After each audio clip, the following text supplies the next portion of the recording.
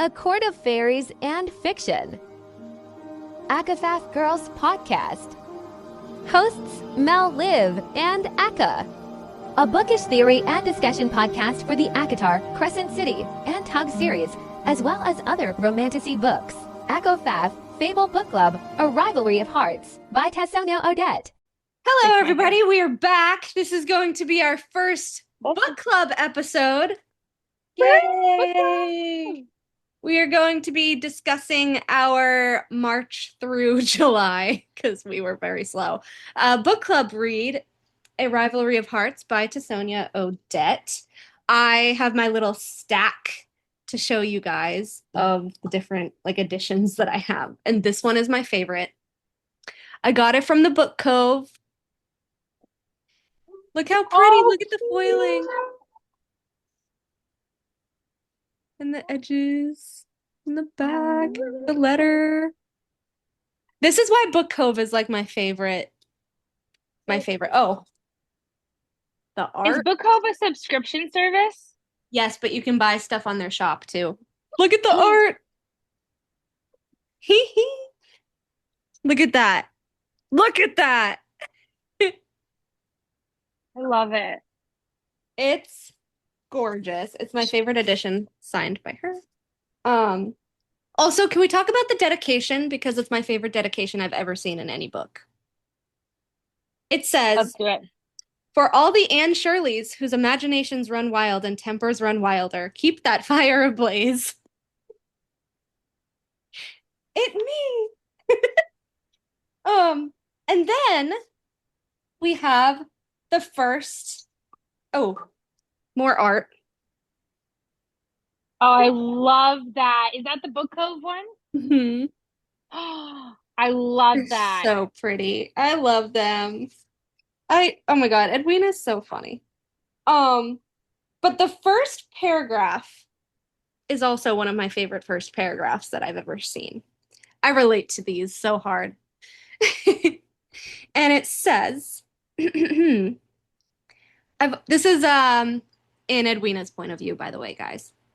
Mm-hmm. It says, "I've always maintained that a woman in possession of a vast imagination would want for nothing in life. She'd be superior to those with such fleeting virtues as wit, beauty, or accomplishment. The richest woman in the world, if only in her mind." I love that so much. It was such a good first paragraph. I loved it. It immediately made me fall in love with the book. I'm like, this is going to be a good-ass book. I wanted to show you. So that was from the Book Cove. I have the Perfectly Edged Etsy shop versions where they do digitally printed edges. And so this is the actual book that comes on Amazon, but she does the edges that match. And also I found out yesterday on Tessonja's Instagram, I never look under Amazon book dust jackets. Do you know what's under this dust jacket? More art. More art. It's beautiful. I know. Why would you hide that under a dust jacket? Yeah, that's gorgeous art. It's gorgeous. So I got this from, like I said, Perfectly Edged on Etsy. They do a bunch of different digital edges for books. And I also got the sequel that we are reading now, My Feral Romance, with Monty and Daphne. Same with the edges. And again, under the dust jacket. Oh, I love it. Yeah.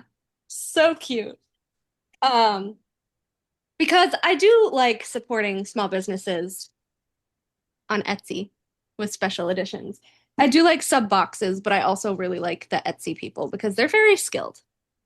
Yeah. There's a lot of skilled people on Etsy. I showed you guys, I think, my pins last time from all these pin companies. They're so awesome. And do you guys know about Butterfly Book Club? No. Y'all. Okay, so Butterfly Book Club is very much like the Book Cove. They have really nice special editions. And so I have an omnibus from them of one of Tessonja's other series, and I'll have to bring it on when we talk about My Feral Romance. It's currently in my room. But I have two different omnibuses of her other two series that I'll have to show you at a later date. But one of them is from Butterfly Book Club, and the edges are like the design is so intricate. It's so pretty, and it matches like the dust cover and everything like that. So I also have the Butterfly Book Club versions of these two. And so this is Rivalry of Hearts. Oh. The edges goes pink to green. That's Very cute. And then the quote, "Your words are beautiful." So pretty.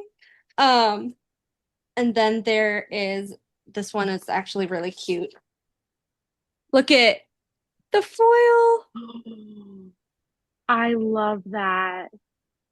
And then on the back it says, "Do you want that? Do you want me to ruin you?" And oh God.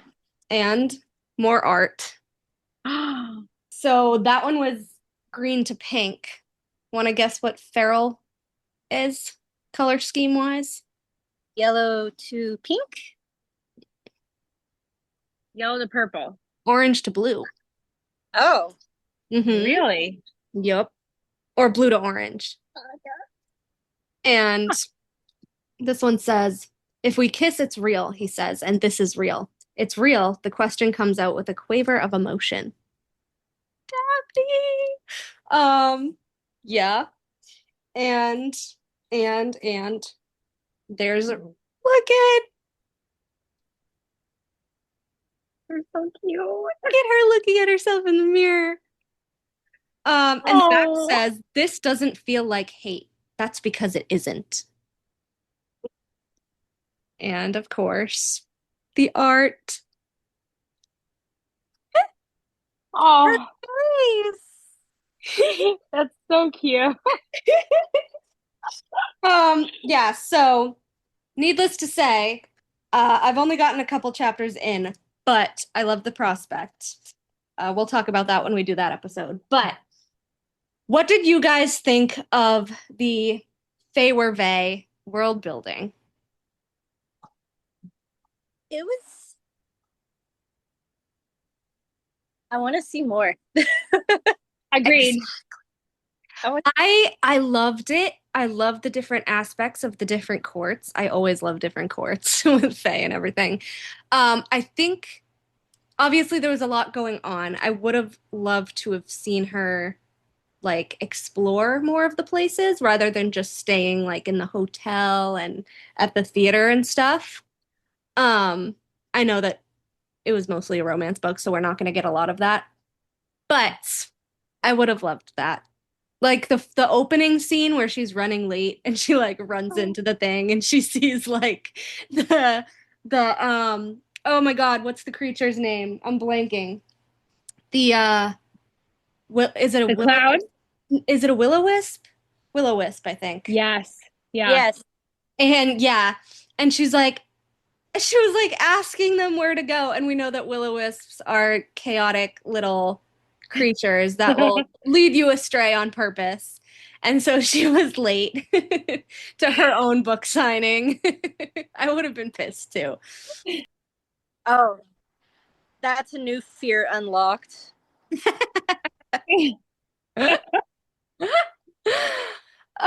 Yeah, she was like, "I should have done some research on the creatures that are going to be here, and then maybe I would have known it was a will-o-wisp and not a sprite."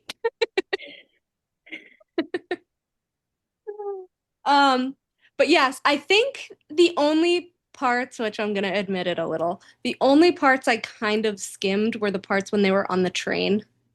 Because they were kind of on a lot. I could see that.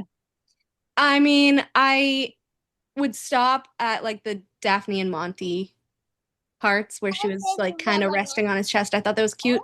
And obviously their parts when they're on the train and like trying not to have sexual tension when it's like, come on. You're literally vibrating right now. What is happening? Like, stop. They're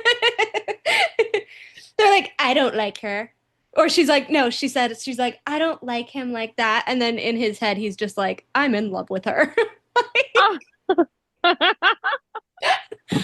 Edwina, girl, I gotta admit, she was bothering me a little by like Yes. the last quarter. So many doubts. But what were your favorite scenes overall? I think I know what Ekka's gonna say.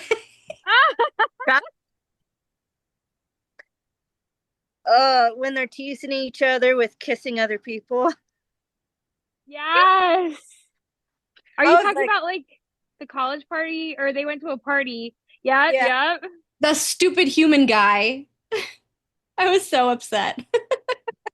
I was actually upset. Like I didn't even want to read her with him because it just gave me such an ick. And I know it was supposed to. But I was like, girl, you're gonna force yourself to like fuck this completely weird, gross college kid. Ugh. No, please don't. Please don't. I did love the first time when he like prevents that guy from like, assaulting her. And then she's like drunk off her ass and just like talking to him, and then she spills the wine on his shirt and he's like unbuttoning his shirt. And then like when she's drunk, she's like, he's so pretty and you're so pretty and why don't you like me? Like she just kept going on, and then he was teasing her about that the rest of the book. And she's like, well, I was drunk. Drunk thoughts. I did. I mean, drunk love that words are part. sober thoughts. And another thing that I thought was super cute, it was when they were passing the book back and forth to each other, but they were like writing dirty Mhm. like poetry to each other. My name is not Ed. Yeah. I don't know who you signed this book out to. My name is not Ed, and I don't want it. I did love how she brought that back around because I was like, all right, what's the point of the book gonna be? I know it's really cute for banter. But when Monty said he bought it so they could keep it at the auction, That was so sweet. oh, I love it. I loved it because what was there was the last if I can find it. What was the last message that I it might be on my Kindle that I That remember what the what? last message was that she said when Monty gave it to her. I think it was the I'm falling for you. It was Yes, like check, yes, yeah, yes, yes, yes, yes. Yes, check page X, Y, and Z. So he wrote that in there, and then it said like I'm falling for you. yes. It was so cute. It was so adorable. So cute. So cute. And then the when he's like, you don't want to go to that wing, she's like, you just told me not to go somewhere. I'm gonna go fuck into that wing, bitch. And he was like following her, and she's like, I am going in that door. Don't try to stop me. And he's like, fine, I'll go with you. And also, sorry, I keep saying also, can we talk about William's trauma? Oh, I'm so glad you brought that up. Okay, so for everybody who wants to hear about this book so they can read it and haven't read it yet, basically William is a playwright who ended up being a poet, which we find out later on. There are spoilers in this, obviously, because it's about the book, so just so you know. We probably should have said that at the beginning, but I feel like it's common sense. But he was a playwright or an actor, stage play actor. And as a fae, one of his like weaknesses is the fact that he can't kiss anybody or do anything with anybody that he isn't actually truthfully attracted to. And so when he forced himself to kiss this other actress, he threw up all over her on the stage and basically ruined his career. So then he became a poet. And he's telling Edwina this, and she's like, oh my God, that's so humiliating. And it turns out that it was her book's play. Which I makes loved it it. even worse. It makes it even worse. Like, I felt so bad for him. And she was being kind of like put offish. Like, she felt bad, but she was also like towing the line between the love and hate at that point. And I did love how he's like, well, I can practice though. Of course you can. Of course you can practice with Edwina. And then she's like, well, he's just acting, you know? So William says that when he pretends to be another person, like when he actually pretends to be other person, takes on a whole different persona, not just like acting, he can sometimes force himself around it. And so that's how he can say white lies in everyday life, because in the world, the Fae can't lie. But if he's putting on a persona and the lie is truthful to his persona, then he can lie. So he puts on his persona when he's talking to Edwina some of the times in order to kind of lie about his actual attraction to her at first. And I thought that was a really cool spin on the whole Faye can't lie thing. What did you think about that? I think that was clever. I thought it was very clever. And also just that like Edwina didn't catch on more. I was like, girl, he's into you. He's into you. Hello. Hello. Yeah, she kind of drove me a little bit crazy throughout the book. Like, she's so funny because she's so, like you said, academic and like Yes. analytical. Like when they went to that wing, that was She's probably not my favorite scene. the But the voyeurism way, club. yeah, but the way she was describing it and she was just like all fascinated, like she was studying it and stuff. I was like, oh my gosh, It's this like, is look at all so. the bodies. Look at all the body types. And she was like looking at people like actively fucking, and they're like, I? It was just I was like, oh my gosh, this scene, I can't even read it. I kind of skipped through it because I was like, oh, I can't with Secondhand this. embarrassment was high. Yes, it was so high, but I loved. I mean, I she's a funny character, you know. She is so academic to the So point, academic. like to the point where general nuances like just go over her head. Like his Yeah. flirting. Like he was flirting so hard and it's still, oh, he still hates me. Girl, open your eyes. Get some stronger glasses. You need a new prescription. Like, come on. It drove me nuts after a while. I do think it was funny because of how she is. And I love that he loves how she is like that. Yeah.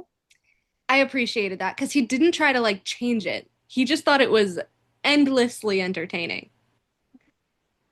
And I love the characters like that who are like, "Oh, this person has a very particular quirk and sometimes they don't understand all the social cues and they're different in this way or that way or the next way." And then they're like, "That's one of the things I love the most about you." I always love that little trope.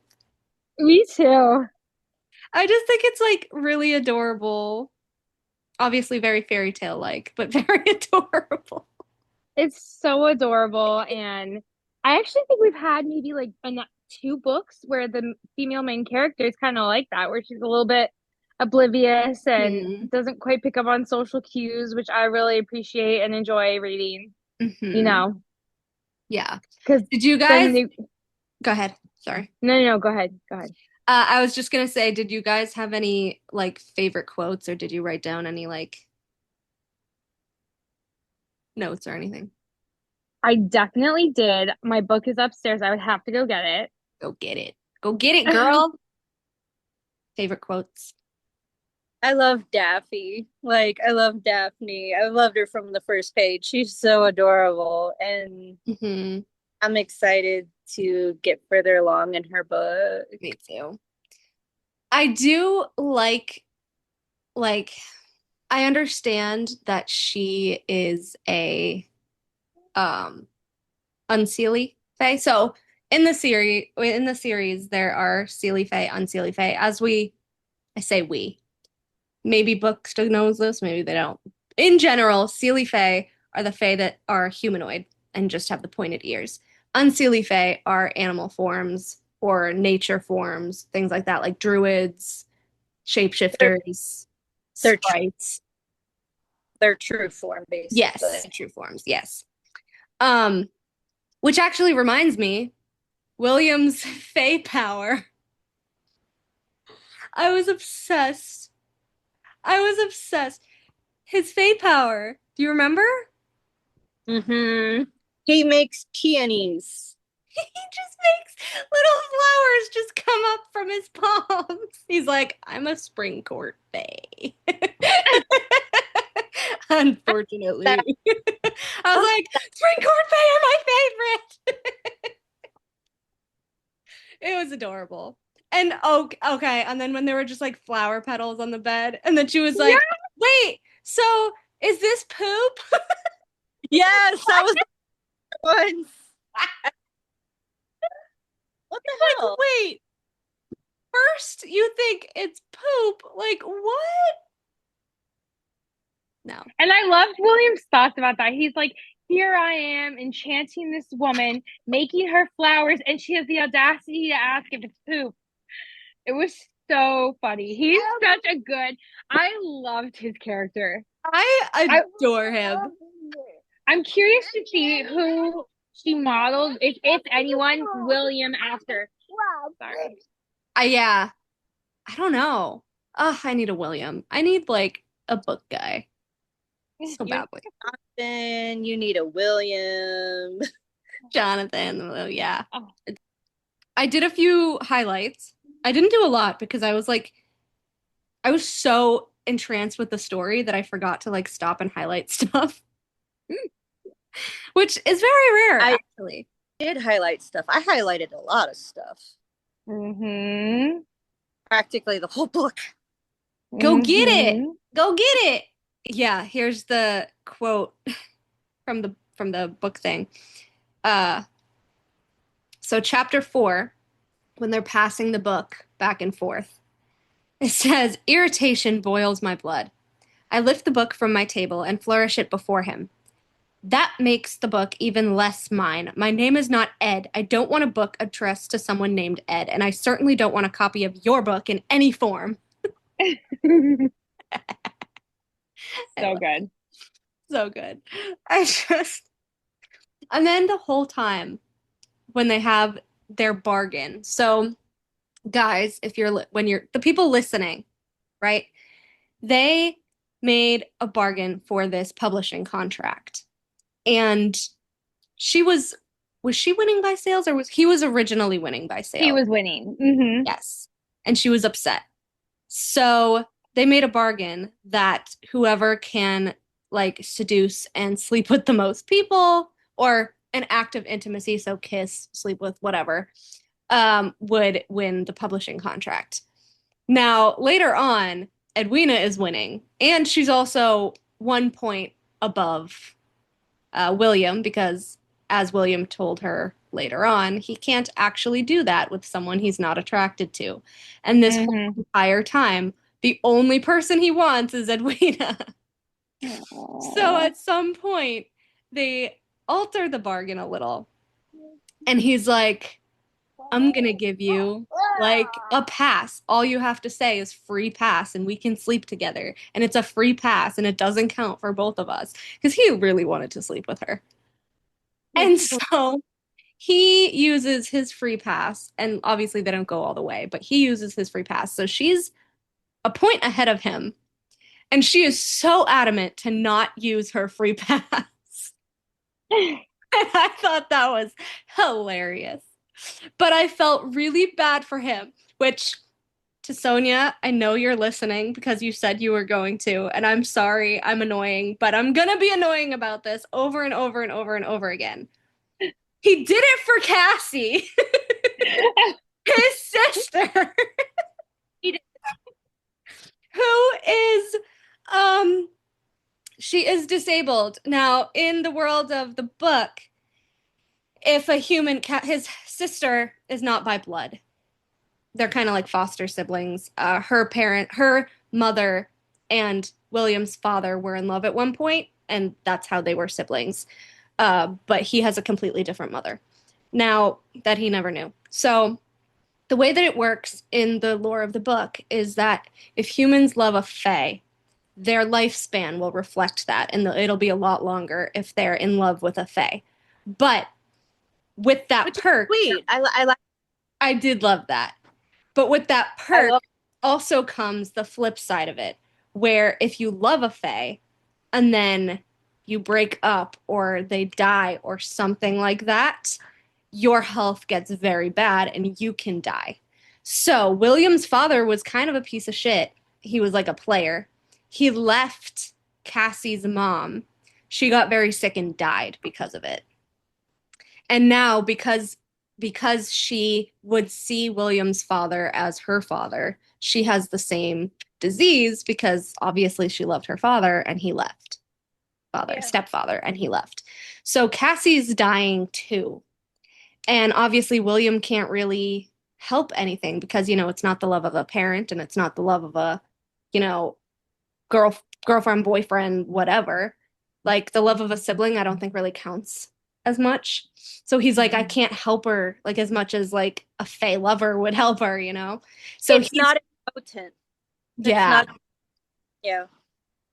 So he is trying to pay for her to go to university because that's her dream. She just wants to go to university like before she dies, which is really sad. And so this comes out when they're kind of arguing about the publishing contract, and Cassie shows up and she has a couple of really nice conversations with Edwina where she's like, look, my brother fucking loves you. Like, what are you waiting for? Hello. And I love Cassie. I love her so much. I love her so much. Cassie, aka Eka. I relate to her too much. It's a little spooky, like. Yep. And so there's a point where she's meeting with Edwina and she passes out, and Edwina takes her back to like where she's staying with her friends, and she's like, don't tell William and all this stuff, whatever. But you know what I'm gonna say? I really thought we were getting a Cassie book. Before I knew what the other two books were about, I was so convinced that 2 or 3 was the Cassie book.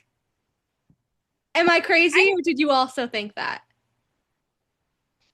I mean, it would have made sense for Cassie to have a book. Because she was integral to the whole plot. Yes. Like, it's the reason. It's the whole reason. So at the end of the book, we find out that William was publishing the poetry under his name, but his sister was the ghostwriter.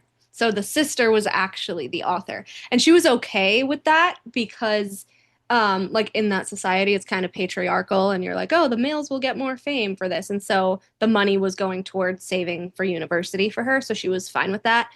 But Edwina was really upset with that because she's like, I'm here trying to make money on my own name. And you guys are like pretending, and this isn't right. And she should get credit for her own work. And it's like, you're not giving her credit for her own work. And I was like, I see both sides. Yeah. I see both sides, but Edwina was being, I don't know. I feel like it kind of rubbed me the wrong way in some respects, but I understand where she's coming from. But at the same time, I'm like, she's telling you she's fine with it. I know. Yeah. I was frustrated with that too. It frustrated me, but I understood both sides. Because first of all, like Cassie, Edwina is human. Forgot to say that. Like Cassie, Edwina is human. So her and her sisters are married off, to the males or whatever. Her parents are like, you gonna stay a spinster, or what's the plan here? They're very get married? Very conservative. Very traditionalist or whatever. And she was like, I don't want a husband. I just want to be an author. And so she got this publishing deal and everything. And it was very hard for her, I will admit. It was hard for her to break out into the industry because she was a female and all of this stuff. And with smut books, no less, about the fae and everything. So I understand why she took it so to heart that, she wasn't putting it under her own name and like quote unquote taking the easy route. But I also understand that, she just needs as much money as she can for university. And if this can help her, her brother is helping her. It's like her brother. It's not someone who's going to not give her the royalties, But oh my Agreed. gosh, when they were rereading that one book and William was acting and Edwina was just like,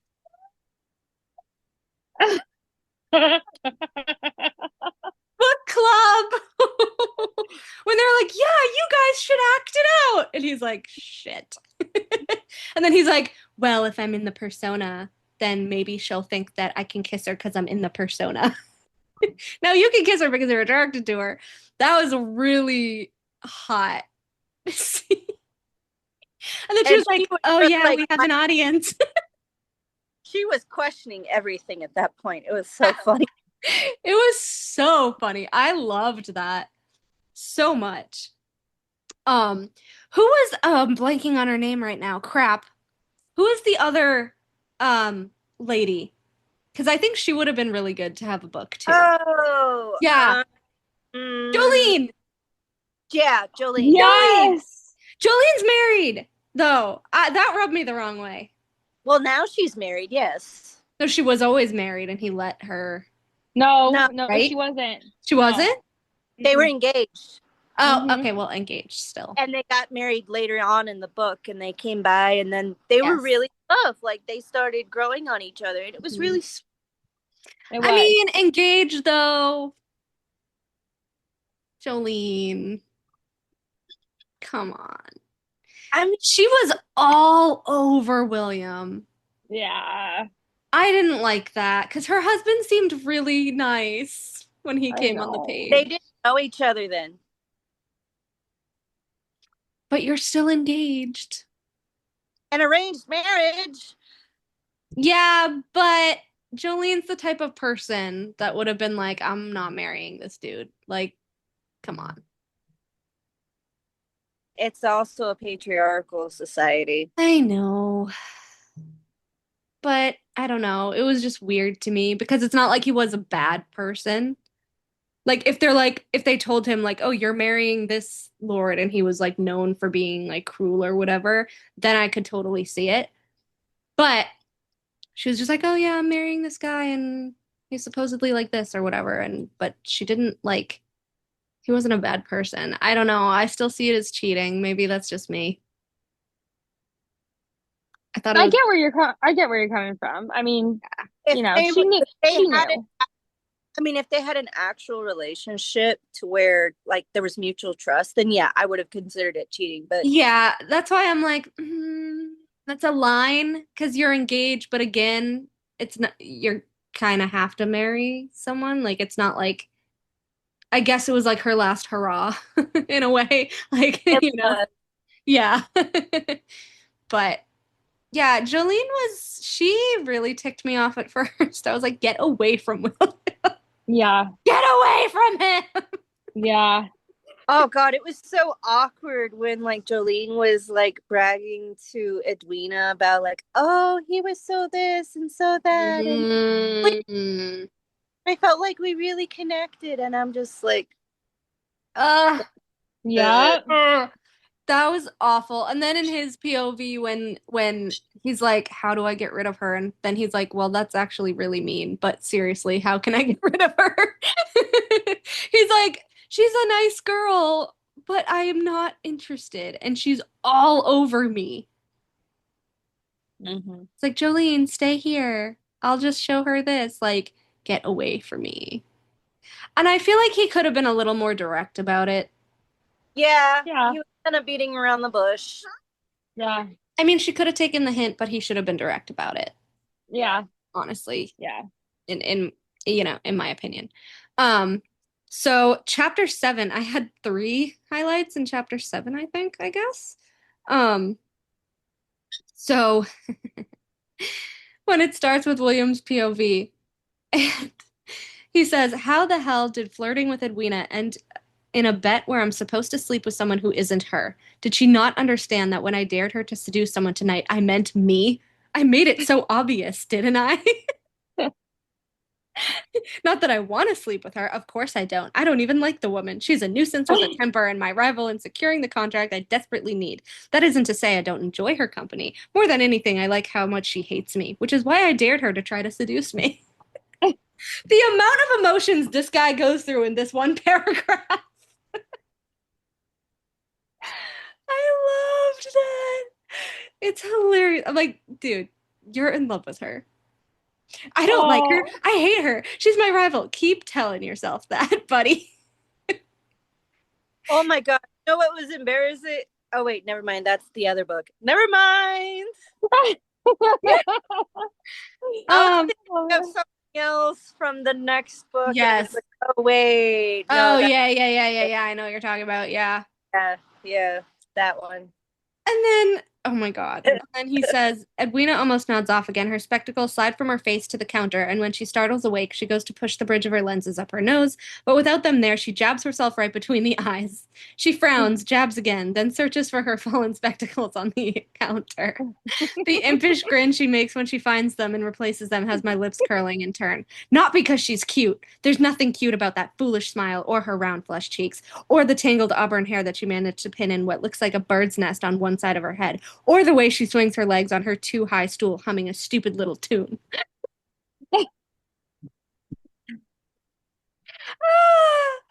I love that part too. It was really cute. Like, how are you fooling yourself at this point? I mean, he is an actor. Yeah. Well, yeah, the chapter 8, that chapter 8 quote when he's talking in her ear about all the things he's gonna do to her. Oh my God. What? I'm like, babe, you need to start taking notes from this guy. Here, read chapter 8. This chapter, don't say anything until you're ready to reenact it. Also, the way he calls her weenie is hilarious because it gets her so mad. I know. I love that. Oh, weenie, he says, voice so soft and deep it makes me shudder. If we'd been together last night in the way you're imagining, we'd have done more than remove our tops, and I wouldn't be in bed beside you, not in a chair. You wouldn't have to ask what we'd done because every inch of your body would remember. You'd still be quaking from the pleasure I gave you. You'd be slick both from our expenditure and your want for more. I remember. Mm-hmm. Oh yep. my God. So good. Oh, I gotta pick up my dollar. The elevator. I love the elevator scene. That was so good. He flips the elevator guy like some money and was like, goes to the slowest one. There's three elevator guys. and like Zane, who's his best friend, was talking about, okay, don't go on this one elevator because it takes him forever. And he purposely goes on it with Edwina. Go slower. Yeah. And then he just, like, gets her off. Like, oh my God. That was so hot. I loved that. I was like, it's a little quick, but, you know. I mean, yeah. Oh my God. I was like, he's gonna stop the elevator. Like, I think the minute they stepped on the elevator, I was like, I know which elevator this is. Yeah. I love that scene so much. So much. Eka, did you get your book? Yay! Yay! Pull up some of your highlights. Like, when I say I pretty much highlighted the entire book, like, I mean, I really almost highlighted the entire book. Oh, that's another thing. The Fable comments. So I made Sam, who has been a guest on the podcast, I made Sam read this book and she like finished it in literally like a day. I was like, damn, girl. And then she read the whole second one like the next day. But she had commented on the Fable Club when she first read it. I thought it was so funny because she put on she put Absolutely loved how simple and easy the setup of the Fae Isle was. After coming from big boom series like Crescent City, etc., it was so refreshing having something so simply written to apply to the book. And then I commented on the first chapter. I said, Edwina is 100% as awkward as me in real life, except I would never have the luck of being paired up with a hot author. I'm also going to guess that he's single broody and falls first. And she put, ha ha ha, so funny. Resonated with her on a lot of levels. Um, and then the actual chapter one thing, not the header. Sam put, Edwina and her long-winded explanations are giving me life, so fucking relatable. I also quietly respect her imagination for all things sex at literally any point of the day and night. And I just put LMAO. That would be me too. It was so funny. All right, what's your first highlight? Or one of your first highlights, I guess, because you said you highlighted the whole book. Pretty much. I like the welcome to Fairway. Yeah. And it talks about like the Isle, the Elven Courts, the Sealy, the Fey Monarchs, and then enjoy your visit. Yes. I really like that. That was nice. It saved a lot of like info dump. Yes. I love stuff like that, like the setups, the family trees, I love stuff like that. I do too. It makes it more interactive, and it's like, okay, I and you don't need the info dump later. Oh, it's perfect. I love it. It's so perfect. I really enjoyed that part, and I might have to do that with my book.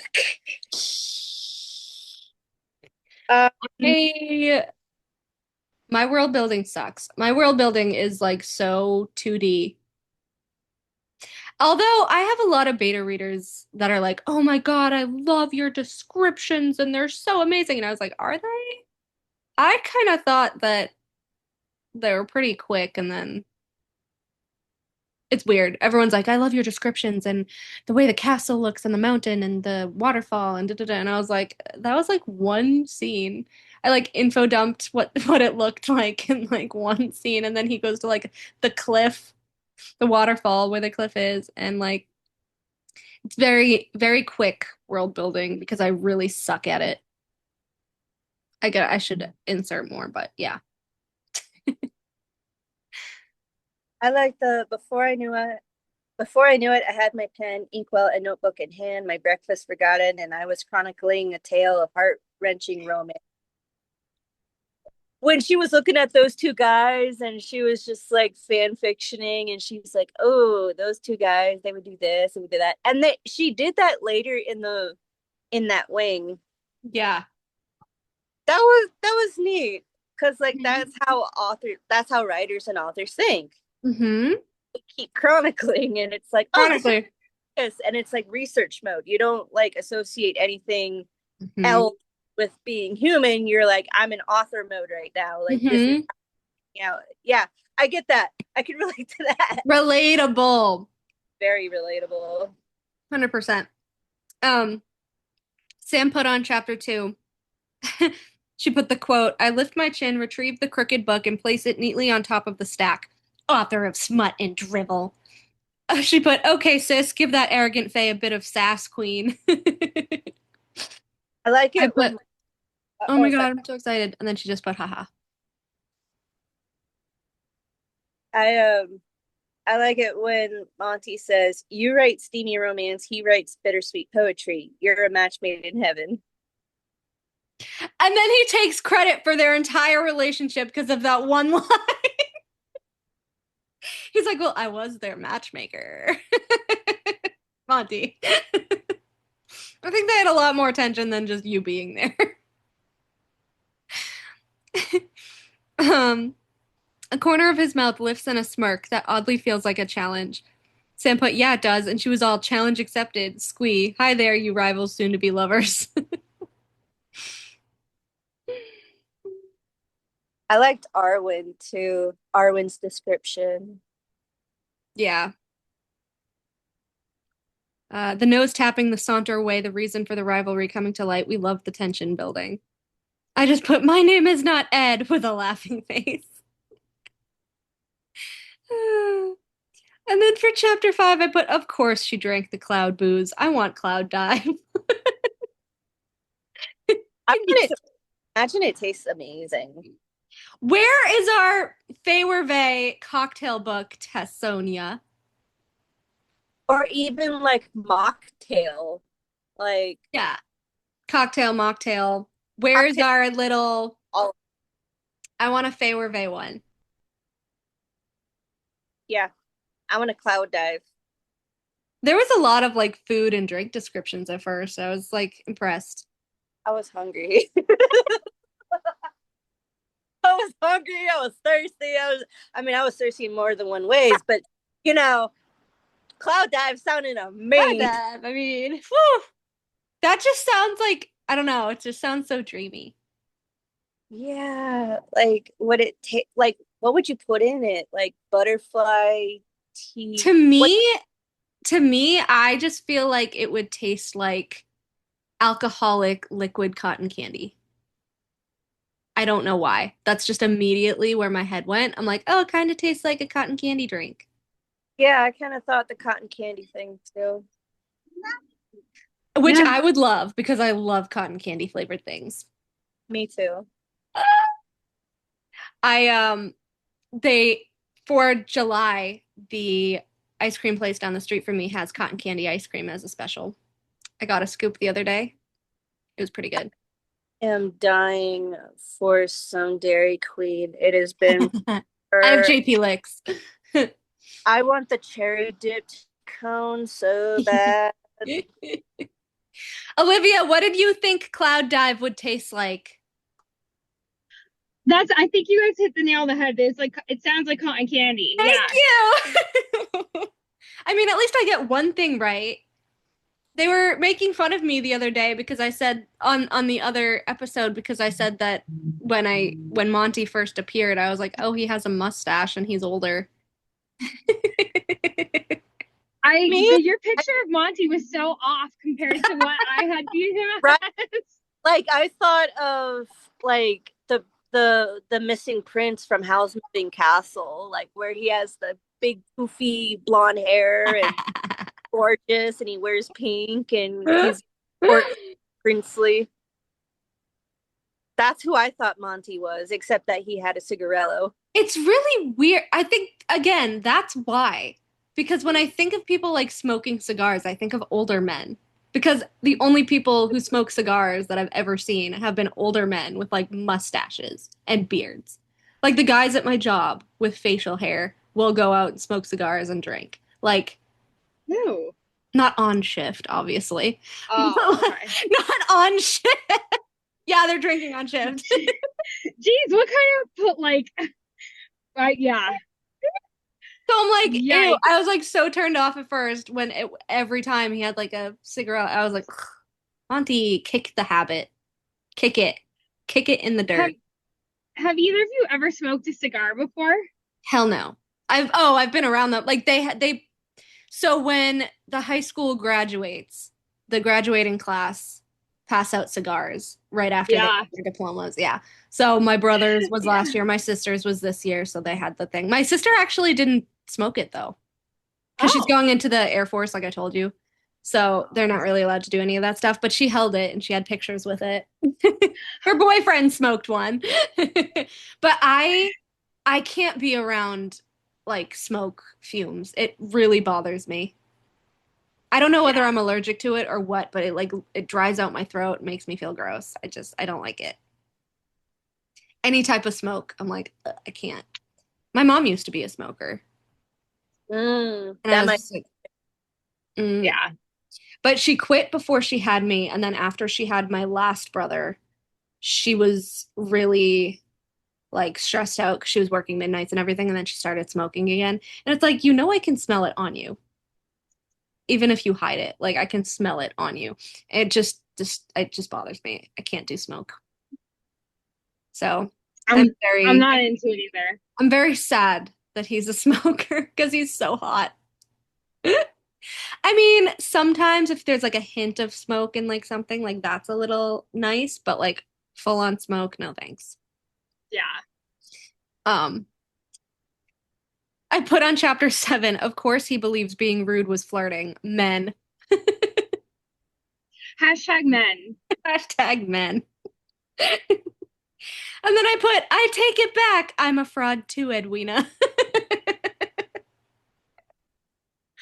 That was so telling. And like, why didn't she put it together? I know! Girl, come on. Okay, but real question, did either of you, and I won't say the plot twist, but because it was kind of a plot twist, did either of you figure it out? I did not. I didn't until the last one, but looking back, it's like, oh, damn, I should have caught that. Same.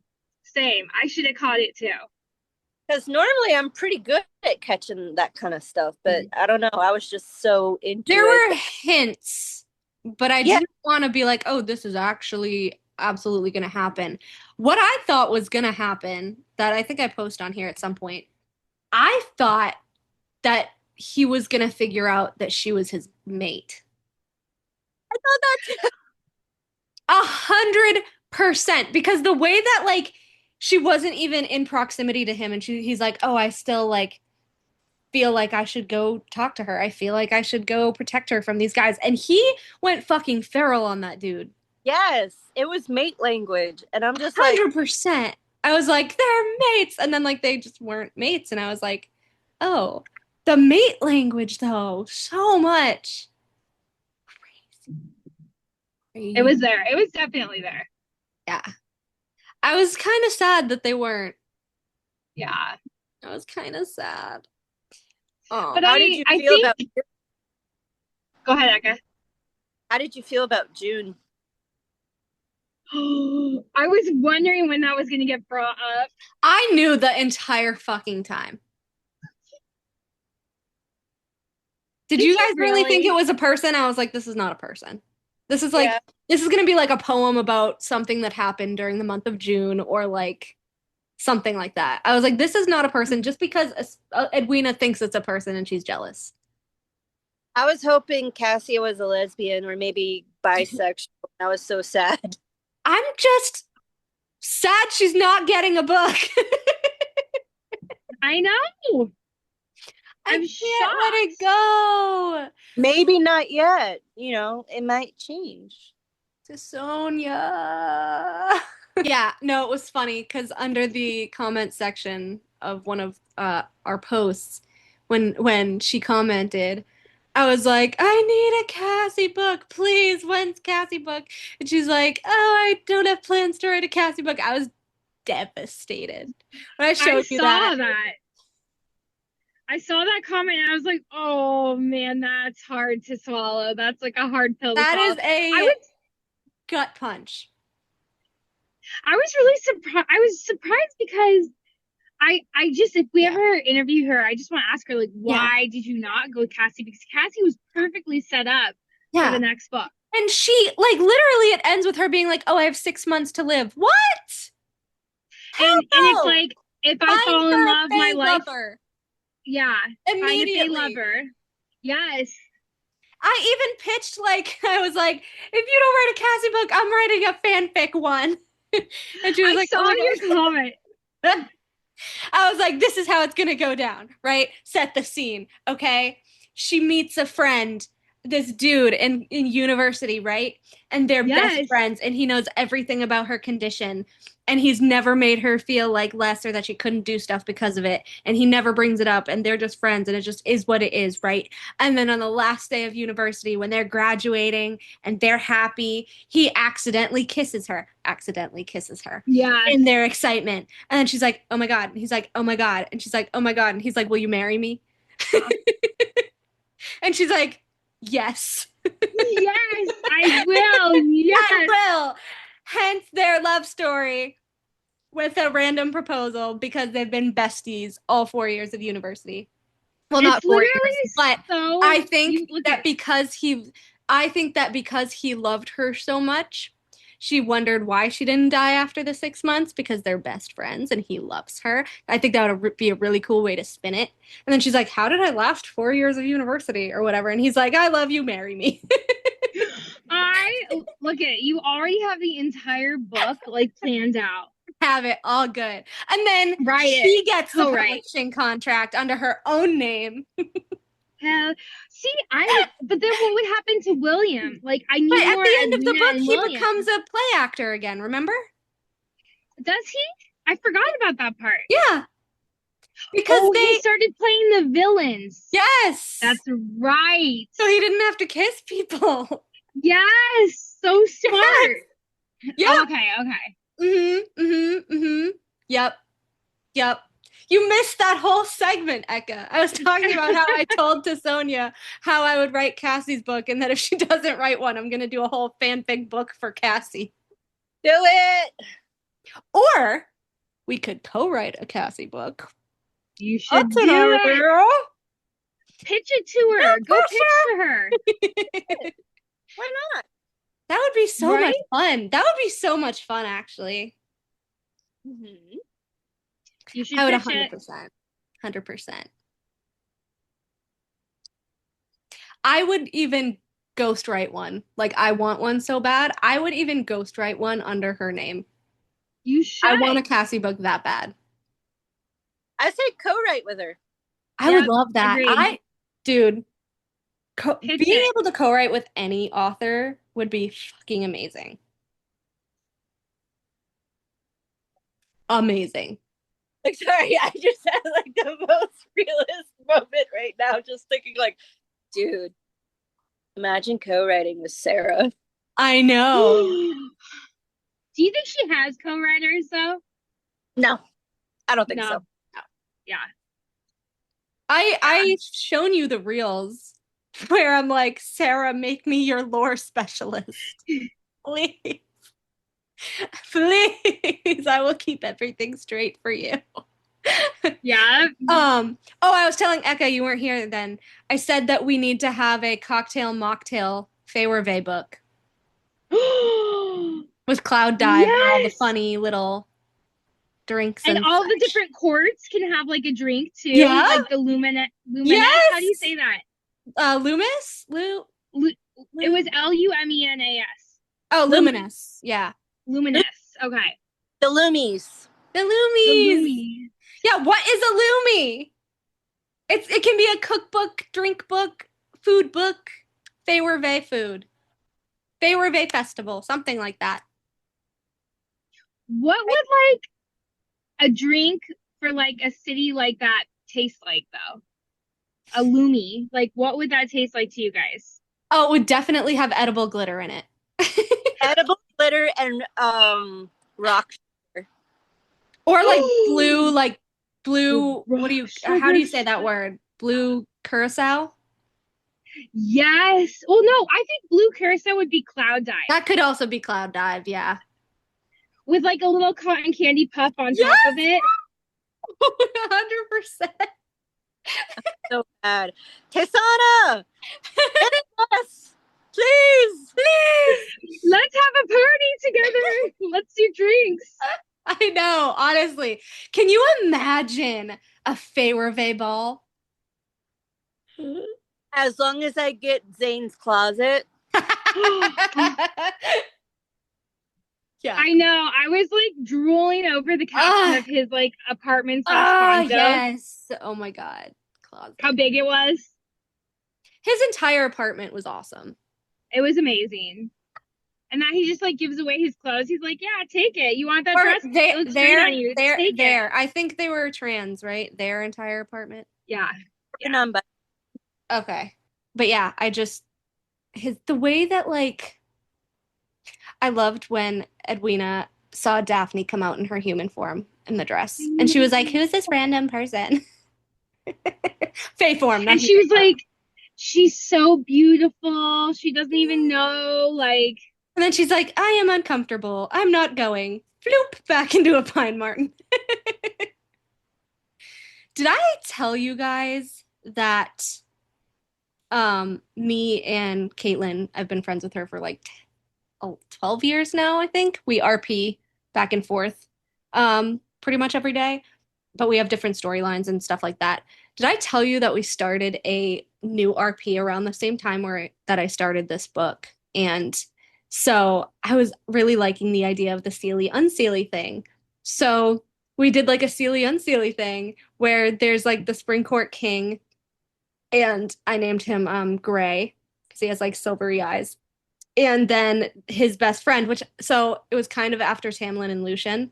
So like the king's name is Gray. He has dark hair and like silvery eyes and has spring magic. And then his friend was Torin, and Torin is an unseelie fae who is like a how do you say kitsune? Is that how you say it? Kitsune? Yeah. Kitsune. Yeah, shifter. Like a fox shifter. And he, took asylum in the Seelie courts from his family, and he now wears like a humanoid glamour. And he looks like Lucian, but with like Gwen's eyes, like very bright teal eyes. And so we've been doing that RP back and forth, and I was debating on whether to make that like kind of a book in a way. I don't know how, but I love the characters. And the love interest is a wolf shifter, like a beta wolf shifter named Mia, and she wears glasses. Her like weakness is like her sight, because you think like, oh, they all have perfect sight. Like, what happened? So I haven't really thought of a backstory to that yet, but she has like really curly blonde hair and like blue eyes, and she wears like these big glasses, kind of like Edwina. And she's a wolf shifter. And I was like, I really like these characters, and maybe I'll do a book about them one day. But the Seelie Unseelie thing was really cool that I wanted to kind of delve into after I started reading it. As someone who has blue eyes, it could just be that she's more susceptible to light and it damages her sight. Yeah. Could get with huskies. Yeah. There's also like a really tragic like backstory with her family, so it might have to do with that trauma too. I haven't fleshed it out yet, but basically her family died when she was very young, and we haven't fleshed out how or why, but she has like a lot of trauma from it because she was kind of bounced back and forth from like foster home to foster home and stuff like this. And so she, in the beginning of our RP, she was not really dating, but they were kind of like friends with benefits with this other wolf shifter guy who used to be part of the enemy rogues, but really they were just blackmailing him because he had a mate and a daughter. And the alpha of that pack considered the females as like pack property. And they were like, yeah. So he hated that, whatever. But basically, the alpha had killed his mate and was threatening his like 2-year-old daughter. And he's like, you're going to do this, this, this, and this, or whatever. So that's why. So him and his daughter get saved by this pack, and they become friends with benefits and things like that. And so he gets abducted by a couple of the rogues that were not killed in like the little pack war, and beaten so badly that he ends up dying. And so now his daughter is just there. And so we're at the point in the RP where she's trying to figure out, okay, do I put her with a foster family? But she's most comfortable with me because she used to be one of the like pack teachers and the daycare workers. So this kid like knows her and attached to her. But Torin, as an unseelie fae, can't go past the border. And because she's a child and she's an orphan, she's now, like the pack, like that is like her home. Like she's kind of property of the pack now because she's an orphan. So they don't really want to let her go out of the pack because she wants to grow up there or whatever. So they have this dilemma where she wants to be this girl's mother because she knows what it's like. But at the same time, she kind of can't, because it's like, do you choose your mate or do you choose this little kid that has the same life as you? That poor baby. I know. Oh. I know. So the little girl's name is Elizabeth, and the mother and father used to call her Ellie. And so when the father went missing, she was with like this foster family who would call her Beth. And Mia got really pissed at that because she got the whole explanation from the dad about like, yeah, we call her Ellie because her mom called her Ellie. And she has a little stuffed elephant. And like the foster family is like, well, her name's Elizabeth and we're calling her Beth. And she like went full fucking feral on this lady. She's Oh like, my God. no, you're not taking her. And she like grabs her back and she's like, no, her name is Ellie. And she got really pissed. So now she's really protective. But it's like, do you choose to stay in the pack and raise this girl? Or do you go back to your mate because he can't go there? She can't be taken out and he can't go in. So it's like, ooh, really sad. I mean, can the pack and her co-parent like split custody? So they don't know that she moved to a Fae territory because it's kind of not allowed. Not really allowed, but they don't deal with the Fae. Ah, So taking an orphaned wolf pup and bringing her to a Fae court is gonna be an immediate no. So hence the dilemma. I don't know how we're gonna write ourselves out of that one, but we'll see. oh, We've done so many really good RPs that I could have turned into books. It's sad. I know the feeling.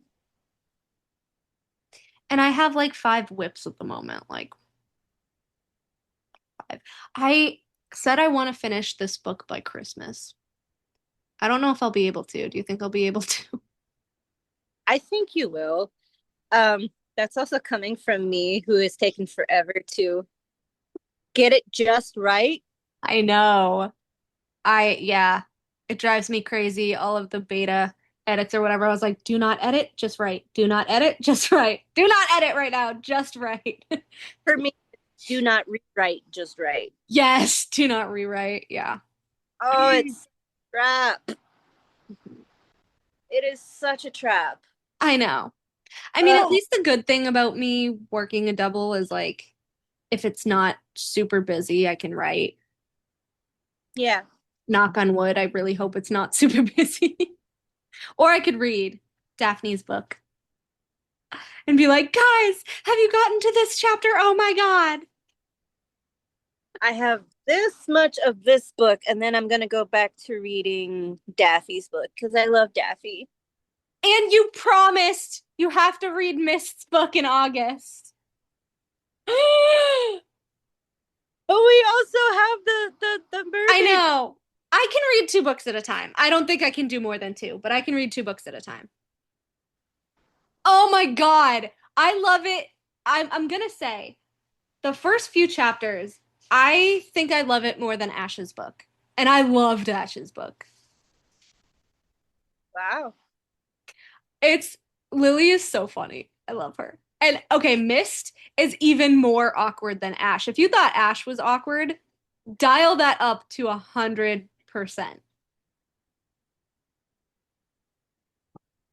I don't think I really considered Ash awkward. I mean, like not social. Yeah. Like maybe like social anxiety, but not like awkward in the way of social anxiety, but not awkward in the way of like. I thought it was really nice because so Lily's like plus sized, right? And she's in the like CVS, I guess. I forget. I don't know what they call it in Canada. It's some word that's in there that I didn't know, but that's what they call it in Canada, I guess, like a Quick Mart or whatever. I don't know. A pharmacy. And yeah, so he goes to get Eva chocolate for her period. She's like, "You're the man. Go get me chocolate." He's like, "Okay." And so he goes there and he's looking at the Ben and Jerry's, and Lily's like in the aisle because she's having a bad day. And he turns to her after she's like, "Oh my God, he's so hot and he's so tall and holy shit." And he's like, "Which one of these has more chocolate?" And she's like, "What?" And she's like going on and on about, "Oh, I can't really have that much because, my hips will get bigger or something." And so when he's leaving, he buys her one and gives it to her. And he's like, "It wouldn't be a bad thing if your hips got wider." Like he's so into her immediately. And it turns out she goes back home and Lily had moved there from her witch coven in Ireland because her parents were killed, and she wants nothing to do with witchcraft anymore. And she has a twin sister. Of course she does. Of course she does. A very metally twin sister who stops her once she gets to the date with Mist and he's over and they're like getting hot and heavy. The sister obviously knocks on the door because she had put wards in Lily's apartment. And she's like, she just texted her and she's like, what does it mean when the ward is red and not black? And she just doesn't answer. And of course the twin's like, what? There's a demon in her house. And she's like pounding on the door. And that's where I stopped. It's so funny. But yeah, I love it. I love it. I loved Ash's book. I love this one even more. And I had a lot of like doubts about it because one, I don't like characters with tails. I think they're creepy. But wait, so you don't like Cardin? I don't like Cardin.